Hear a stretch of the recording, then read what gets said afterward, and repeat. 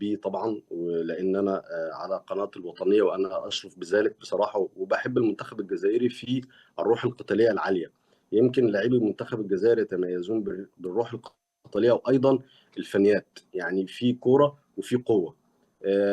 كان في يمكن الفتره الاخيره بعد شويه عن المنافسات بالنسبه لمنتخب الجزائر، لكن اتوقع ان منتخب الجزائر يذهب الى كاس العالم مع بيتكوفيتش، لا ليس للتمثيل المشرف مع 48 فريق كمان في افضل ثالث ممكن يصعد من المجموعات، ارجنتين، النمسا، الاردن، حتى الارجنتين وهي يمكن بصراحه يعني بطل العالم، ولكن ارجنتين حتى هنشوف يعني اتوقع ان شاء الله وهنلتقي وقتها ارجنتين والجزائر، هتبقى مباراه للتاريخ لمنتخب الجزائر ان شاء الله، وهنشوف مباراه كبيره. دايما انا عارف الجرينتا والروح العاليه مع الفرق الكبيره بتكون في اوج عطائها، فمنتخب الجزائر يمكن بيعتمد على احيانا 3 4 3، او ان هو مثلا بيلعب ب 4 2 3 1 في تنوع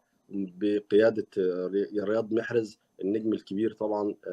في لاعبين كبار في منتخب الجزائر، ان شاء الله باذن الله تعالى نتمنى ليهم التوفيق، وخاصه ان الفتره الاخيره انا شايف من كاس الامم الاخيره بيكوفيتش بيحاول ان هو يبقى في مزيج ما بين اللاعبين الخبره واللاعبين الشباب. فانت النهارده في مرحله قادمه جيده لمنتخب الجزائر، لان بالفعل حتى مع اعتزال الدولي لرياض محرز او اي لاعب بعد كاس العالم، لا بيكون في جيل من الشباب لمنتخب الجزائر، فاتوقع مشاركه جيده لمنتخب الجزائر يقدر ان هو طبعا توفيق لمنتخب الاردن الشقيق. طبعا نتمنى ان هما الاثنين يصعدوا من المجموعه ان شاء الله، لكن مباراه النمسا مباراه ايضا 50-50، المنتخب الجزائري يقدر ان شاء الله يكسب. مباراه الارجنتين على الاقل يكون في تعادل، فاتوقع ان شاء الله نتائج جيده لمنتخب الجزائر.